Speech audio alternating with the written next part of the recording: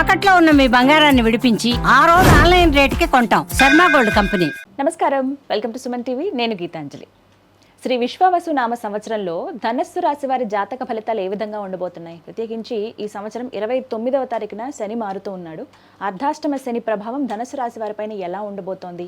ఏ ఏ రంగాల వారికి కలిసి వస్తుంది?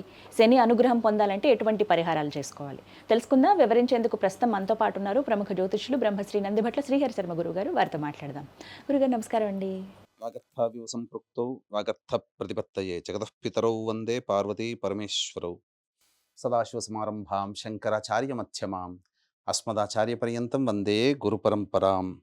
ఆదిత్యాయ చ సోమాయ మంగళాయ బుధాయ చ గురు శుక్ర శనిభ్యశ్చ రాహవే కేతవే నమః. శృంగేరి జగద్గురు పీఠాధిపతులకి కంచి పీఠాధిపతులకి నమస్కారములు తెలియచేసుకుంటూ కార్యక్రమాన్ని ప్రారంభిద్దాం. గురుగారు, ధనుసు రాశి వారి జాతక ఫలితాలు ఎలా ఉండబోతున్నాయి? నాకు అన్నట్టు అర్ధాష్టమ శని స్టార్ట్ అవుతోంది వీళ్ళకి ఈ సంవత్సరం నుంచి కదా. దాదాపుగా 2.5 సంవత్సరాలు ఉంటుందా అండి ప్రభావం? అర్ధాష్టమి అంటే రాశి శని భగవానుడు ఒక్కొక్క రాశిలో 2.5 సంవత్సరాలు ఉంటాయి. కానీ మీరన్నట్టుగా ధనుస్సు రాశి వారికి శని మారుతున్నా కానీ అర్ధాష్టమ శని దోష ప్రభావం మాత్రం కొద్ది కాలం మాత్రమే ఉంటుంది. కాబట్టి ఈ విషయంలో ధనుస్సు రాశి వాళ్ళు ఆందోళన చెందాల్సిన అవసరం లేదు. ఎందుకంటే ఈ యొక్క మార్చి 29వ తారీఖు నుంచి మీన రాశిలోకి ప్రవేశం చేస్తాడు. మనకు ఈ యొక్క ఉగాది నుంచి మార్చి 30వ తారీఖు నుంచి వచ్చే సంవత్సరం మార్చి 19వ తారీఖు వరకు ఉన్నటువంటి టైం ని 3 టైం జోన్స్ లాగా మనం డివైడ్ చేసుకుంటే ఏ విధంగా ఉండబోతుంది? ముఖ్యంగా మే 14వ తారీఖు రోజున మిథున రాశిలోకి సంచారం చేస్తున్నాడు. కాబట్టి మార్చి 30 నుంచి మే 13వ తారీఖు వరకు గురువు షష్టమ రాశి ప్రభావం చేత చాలా మటుకు వ్యతిరేకమైనటువంటి ఫలితాలు ఈ యొక్క ధనుస్సు రాశిలో జన్మించినటువంటి వారు పొందుతారు. అందులో సందేహం లేదు. మే 14 నుంచి మిథున రాశిలోకి ప్రవేశం చేస్తున్నటువంటి దరిమల తప్పకుండా యోగకారకమైనటువంటి పరిస్థితులు వీరు పొందుతారు. అయితే మార్చి 29 నుంచి ఈ యొక్క శని భగవాన్ల వారు మీనరాశిలోకి ప్రవేశం చేస్తూ జూలై 12వ తారీఖు వరకు మీనరాశిలో ఉన్న జూలై 12 నుంచి వక్రీకరించి టైప్ 2 జోన్లో భాగంగా టైప్ 1 జోన్లో భాగంగా ఇక్కడ మార్చి 29 నుంచి జూలై 12 వరకు మీనరాశిలోనే సంచారం చేస్తున్నాడు. అంటే అర్ధాష్టమ శని దోష ప్రభావము మరియు షష్టమ గురు ప్రభావం మే 14 వరకు కూడా వెరసి ఈ సంవత్సరం ఉగాది నుంచి మే 14 వరకు గురువు అనుకూలము, శని అనుకూలంగా ఉండడు. కానీ మే 14 నుంచి గురువు అనుకూలంగా ఉన్న జూలై 12 వరకు శని అర్ధాష్టమ శని దోష ప్రభావం వలన ఏమవుతుంది? ధనపరమైనటువంటి విషయాల్లో, కీర్తి ప్రతిష్టలకు సంబంధించినటువంటి విషయాల్లో, పనులలో అనుకూలత విషయాల్లో ఏ రకంగా ఇబ్బందులు ఉండవు. కానీ ఎక్కువగా శారీరక శ్రమ, అనుకున్నటువంటి పనులు ఆలస్యంగా పూర్తి అవుతాయి అర్ధాష్టమ శని ప్రభావం వలన టైప్ 1 జోన్లో. ఇక టైప్ 2 జోన్లోకి మనం ఎంటర్ అయినామంటే మే 14 నుంచి సెప్టెంబర్ 27వ తారీఖు వరకు మిథున రాశిలో సంచారం చేస్తుంటాడు. ఇది చాలా అద్భుతమైనటువంటి కాలం. మే 14 నుంచి సెప్టెంబర్ 28 మధ్య కాలంలో ఈ కాలంలో భాగస్వాముల మధ్య ఉన్నటువంటి విభేదాలు కానీ, దంపతుల మధ్య ఉన్నటువంటి విభేదాలు కానీ, ఎవరితో శత్రుత్వ భావాలు ఉంటాయో వాళ్ళందరూ కూడా మిత్రులైపోతారు. మీరే ఎక్కువగా మంచిని పొందుతారు. కాబట్టి ఇది అన్ని విధాలుగా అనుకూలమైన సమయం. ముఖ్యంగా విద్యార్థులకి మే 14వ తారీఖు తర్వాత మంచి అనుకూలంగా ఉంటుంది. కాబట్టి మార్చి 30 నుంచి మే 14 వరకు విద్యార్థులకి అనుకూలంగా ఉండదు. కాబట్టి ఎక్కువగా కష్టపడాలి. కానీ మే 14వ తారీఖు నుంచి గురువు అనుకూలంగా ఉన్నటువంటి కారణం చేత విద్యార్థులకి మాత్రం చాలా యోగదాయకంగా ఉంటుంది. కష్టపడడం అనేటువంటిది పెట్టుకోండి. ఇక టైప్ 2 జోన్లో సెప్టెంబర్ 28 నుంచి నవంబర్ 12వ తారీఖు వరకు కర్కాటకంలో స్థితి పొంది ఉంటాడు. సెప్టెంబర్ 28 నుంచి నవంబర్ 11. ఈ కారణం చేత ఏమవుతుంది? ప్రధానంగా అష్టమ గురు ప్రభావం అనేటువంటిది ఉంటుంది. ఈ కారణం వల్ల ధనపరమైనటువంటి నష్టాలు టైప్ 2 జోన్లో భాగంగా చెప్తున్నాను. ధనపరమైనటువంటి నష్టాలు సెప్టెంబర్ 28 నుంచి నవంబర్ 11వ తారీఖు వరకు ఉంటాయి. కాబట్టి అక్టోబర్, నవంబర్ 11 రోజులు, అక్టోబర్ 30 రోజులు, 41 ప్లస్ 23 రోజులు, దాదాపుగా 45 రోజుల పాటు ధనపరమైనటువంటి విషయంలో జాగ్రత్తలు పాటించండి. ఎప్పుడు సెప్టెంబర్ 28 నుంచి నవంబర్ 12 వరకు. ఇక గమనించుకున్నట్లయితే జూలై 13 నుంచి మీనంలో వక్రీకరించి స్థితి పొంది ఉంటాడు శని భగవాన్ వారు. ఎప్పటి వరకు? ఈ సంబంధించినటువంటి అక్టోబర్ 10వ తారీఖు వరకు మీనంలోనే స్థితి పొంది ఉంటాడు. అప్పుడు జూలై 13 నుంచి అక్టోబర్ 10వ తారీఖు వరకు. కాబట్టి ఇంచుమించు మీకు మే 14 నుంచి సెప్టెంబర్ 28 గురుడు అనుకూలము, జూలై 13 నుంచి అక్టోబర్ 10 అంటే ఇంచుమించు సరి సమానం. కొద్ది రోజుల గ్యాప్ తర్వాత, కొన్ని రోజుల గ్యాపే మంచిగా ఉండదు. కానీ జూలై 13 నుంచి అక్టోబర్ 10 వరకు ఉన్నటువంటి సమయం శని అనుకూలంగా ఉంటాడు, గురువు కూడా అనుకూలంగా ఉంటాడు. ఈ కారణం చేత అద్భుతమైనటువంటి విజయాలు మీరు పొందుతారు. ఉద్యోగస్తులకి చాలా ప్రతిభావంతంగా ఉంటుంది ఈ సమయం. కాబట్టి మళ్ళీ ఇంకొకసారి చెప్తున్నాను, జాగ్రత్తగా వినండి.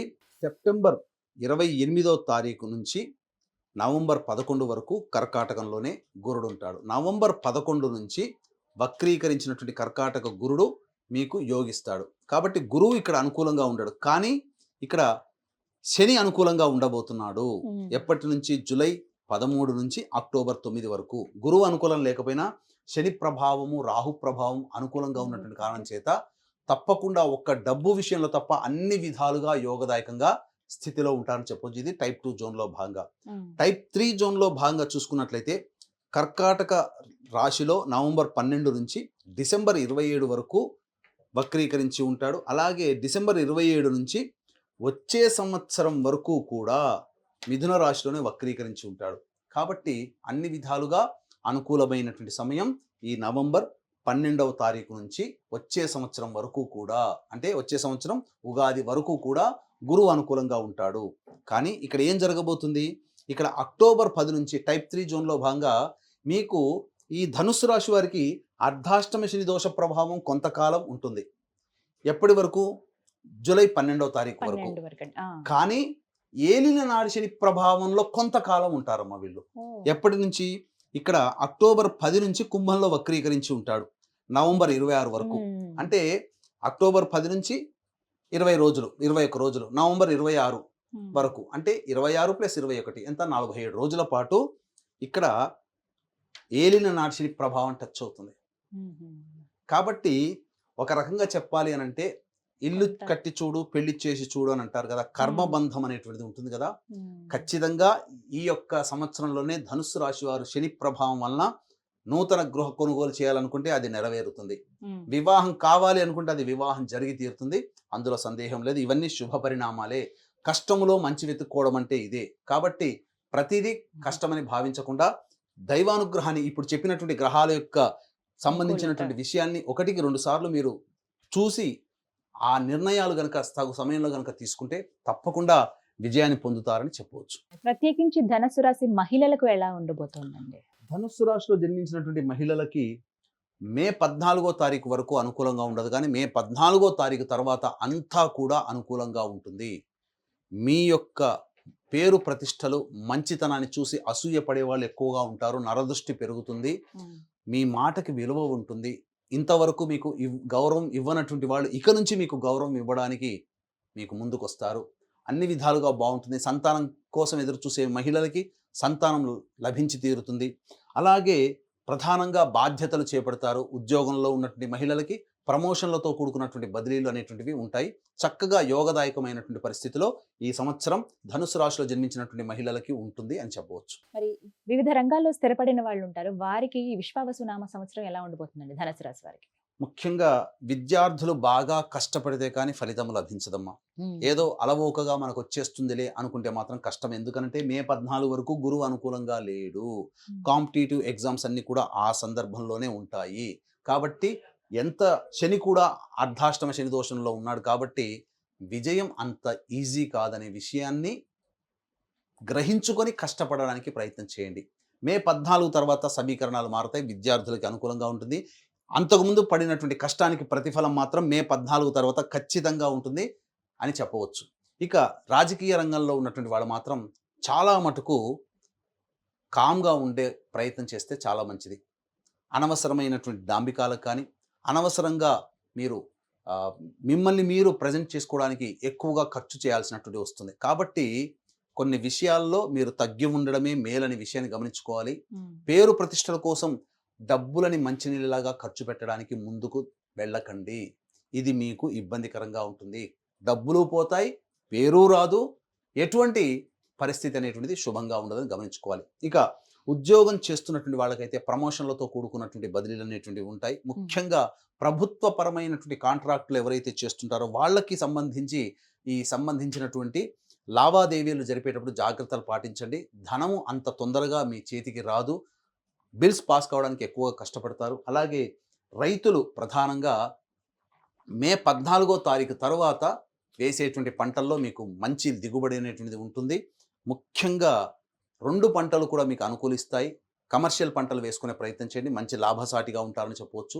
ఇక గమనించుకున్నట్లయితే ఈ ఫుడ్‌కి సంబంధించినటువంటి వ్యాపారస్తులు ఎవరైతే ఉంటారో వాళ్ళందరూ కూడా అనగా మంచి స్థితిలో ఉంటారు. ఎడ్యుకేషనల్ ఇన్‌స్టిట్యూషన్‌లో ఉన్నటువంటి వాళ్ళు న్యూ అకాడమిక్ ఇయర్‌లో మంచి లాభాలతో ఉంటారు. కొత్త బ్రాంచ్‌లు విస్తరణ చేస్తారని చెప్పవచ్చు. అలాగే సంబంధించినటువంటి సిమెంట్, ఎలక్ట్రానిక్ అండ్ ఎలక్ట్రికల్ రంగంలో ఉన్నటువంటి వాళ్ళు, న్యాయవాద వృత్తిలో ఉన్నటువంటి వాళ్ళు వీరు కాస్త జాగ్రత్తలు పాటించండి. ఎందుకనంటే అనవసరమైనటువంటి నిందలు పడేటువంటి అవకాశం ఉంటుంది. సిమెంట్, ఇసుక రంగంలో ఉన్నటువంటి వాళ్ళు, ఆటోమోటివ్ రంగంలో ఉన్నటువంటి వాళ్ళు, ఎడిబుల్ ఆయిల్స్‌కి సంబంధించినటువంటి రంగంలో ఉన్నటువంటి వాళ్ళకి అంత ఆశాజనకంగా ఉండదు. జూలై 13 తర్వాత మాత్రం ఆశించినటువంటి ఫలితాలు పొందవచ్చని చెప్పవచ్చు. మరి ఎటువంటి పరిహారాలు చేసుకుంటే దైవానుగ్రహం పొందుతారంటారు గురువుగారు? ప్రధానంగా ఈ శని, గురు, కేతుల యొక్క ప్రభావం అనుకూలంగా లేని కారణం చేత ఎక్కువగా ఇబ్బందులు పడాలి. కాబట్టి ఎప్పుడైనా ఈ యొక్క ధనుస్సు రాశిలో జన్మించినటువంటి వారు సమస్యలు కనుక వచ్చినప్పుడు గురు చరిత్ర సప్తాహం అనేటువంటిది చేసుకుంటే చాలా మటుకు సమస్యలు అనేటువంటివి తొలగిపోతాయి. అంతేకాకుండా అవకాశం వచ్చినప్పుడల్లా కూడా విష్ణు దేవాలయాన్ని సందర్శనం చేసుకోవడం చాలా మేలు. అంతేకాకుండా ఈ యొక్క ధనుస్సు రాశిలో జన్మించినటువంటి వారికి మీ యొక్క సంకల్పం ఈ సంవత్సరం నెరవేరాలి. ధనుసు రాశితో పాటు 12 రాశుల్లో జన్మించినటువంటి వారికి జాతకరీత్యా అన్ని రకాల దోషాలు తొలగిపోవాలి. ఎందుకనంటే ఏదైనా సమస్య వచ్చినప్పుడు పండితుల దగ్గరికి మీ జాతకాన్ని చూపిస్తే ఏ పరిహారాలు చేసుకోమని చెప్తారో అటువంటి పరిహారాలన్నీ కూడా ప్రతి నెల ఒక మంచి తిథి రోజున ఒక్కొక్క క్షేత్రములో సంకల్ప సిద్ధి, సర్వదోష నివారణ పూజలు, హోమాలు అనేటువంటివి సశాస్త్రీయంగా చేయించడం జరుగుతుంది. దీనికి శ్రీకారం మాత్రం కాశీ క్షేత్రంలో ఏప్రిల్ 18వ తారీఖు రోజున మొదలు పెడుతున్నాం. కాబట్టి ఈ లోపల అవకాశంలో ఉన్నటువంటి వాళ్ళు ఈ కార్యక్రమంలో సభ్యులుగా నమోదు చేసుకోదలిచిన వాళ్ళు కార్యక్రమ తదనంతరం కాంటాక్ట్ చేసి ఇంతటి బృహత్తరమైన కార్యక్రమంలో సభ్యులుగా నమోదు చేసుకోవచ్చు. ప్రతి నెల మీ సౌఖ్యం కోసం మృత్యుంజయ హోమం కూడా చేయించడం జరుగుతుంది. గురుగారు, మరి ధనుసు రాశి వారు ఎప్పుడెప్పుడు జాగ్రత్తలు వహించాలంటారు ఈ సంవత్సరంలో? ప్రధానంగా ఈ ధనుస్సు రాశిలో జన్మించినటువంటి వారు వాహన ప్రమాదాలు కానీ, అలాగే ఇతరులతో వాగ్వివాదాలు కానీ, అనారోగ్య సమస్యలు కానీ ఎదుర్కొనే సందర్భాలు కొన్ని రోజులు ఉంటాయి. అది ప్రధానంగా ఈ సంవత్సరం డిసెంబర్ 6వ తారీఖు నుంచి వచ్చే సంవత్సరం ఫిబ్రవరి 22వ తారీఖు వరకు వాహనం నడిపేటప్పుడు, ఇతరులతో మాట్లాడేటప్పుడు, వ్యాపార వృత్తి ఉద్యోగాల్లో ఈ విధమైనటువంటి ఇబ్బందికర పరిస్థితులు ఎదుర్కొంటారు. కాబట్టి జాగ్రత్తలు ఈ సంవత్సరం డిసెంబర్ 6 నుంచి వచ్చే సంవత్సరం ఫిబ్రవరి 22 మధ్య కాలంలో జాగ్రత్తలు పాటించండి ఆరోగ్యపరంగా. ప్రత్యేకించి ఉద్యోగస్తులకు ఎలా ఉంటుందండి? నిరుద్యోగులు కావచ్చు, నూతనంగా అంటే ఏదైనా ఉద్యోగం మార్పులు చేయాలనుకున్న వాళ్ళు కావచ్చు, పదోన్నతులు పొందాలనుకున్న వాళ్ళకి ఎలా ఉంటుందండి? ఉద్యోగస్తులకి ప్రధానంగా చూసుకుంటే ప్రతి వ్యక్తులకి కూడా నిరుద్యోగస్తులు ఈ సంవత్సరంలో ఉద్యోగం లభిస్తుందా? గత సంవత్సరం చాలా ఇబ్బందులు పడ్డాము, చిన్న జీతంతో సర్దుకుంటున్నాము.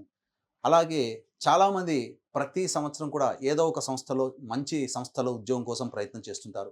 మరి ఏ సమయంలో చేస్తే బాగుంటుందనే విషయం కనుక చూసుకున్నట్లయితే ప్రధానంగా ఈ సంవత్సరం మే 14 నుంచి జూన్ 14వ తారీఖు వరకు చాలా అనుకూలమైన సమయం. ఆ సమయంలో మీరు ఉద్యోగ ప్రయత్నాలు చేయవచ్చు. తదనంతరం సెప్టెంబర్ 17 నుంచి నవంబర్ 15 మధ్య కాలంలో చాలా అనుకూలమైనటువంటి సమయంగా చెప్పవచ్చు. అంతేకాకుండా వచ్చే సంవత్సరం ఫిబ్రవరి 13 నుంచి మార్చి 13వ తారీఖు వరకు కూడా ఉద్యోగ మార్పులకి అనుకూలంగా ఉండేటువంటి సమయం. కాబట్టి ఈ సమయంలో మీరు ప్రయత్నం చేయండి. ముఖ్యంగా ఈ ధనుస్సు రాశిలో జన్మించినటువంటి వారికి ఈ సంవత్సరం అంతా కూడా అంతా శుభం జరగాలి, మంచి జరగాలని కోరుకుంటూ, అలాగే ఈ ధనుస్సు రాశితో పాటు 12 రాశిలో జన్మించినటువంటి వారికి కూడా అన్ని రకాలుగా మీ యొక్క సంకల్పం నెరవేరాలి, మీ జాతకరీత్యా ఉన్నటువంటి సకల దోషాలు తొలగిపోవాలనే ఉద్దేశంతో ఏప్రిల్ 18వ తారీఖు రోజున సుప్రసిద్ధ మహిమాన్విత కాశీ క్షేత్రంలో సర్వదోష నివారణ పూజలు, హోమాలు అనేటువంటి కార్యక్రమానికి శ్రీకారం చుట్టబోతున్నాం. దీంట్లో ప్రతి సంవత్సరం పాటు ప్రతి నెల మీ కుటుంబ సభ్యుల గోతనామాదులతో ఈ కార్యక్రమాలు నిర్వహించడం జరుగుతుంది. అవకాశం ఉన్న వాళ్ళు ఈ కార్యక్రమంలో సభ్యులుగా నమోదు చేసుకోదలిచిన వాళ్ళు కార్యక్రమ తదనంతరం కాంటాక్ట్ చేయవచ్చు. చక్కగా వివరించారు గురుగారు, ధన్యవాదాలండి. సర్వం శ్రీ ఉమామహేశ్వర పరబ్రహ్మార్పణమస్తు.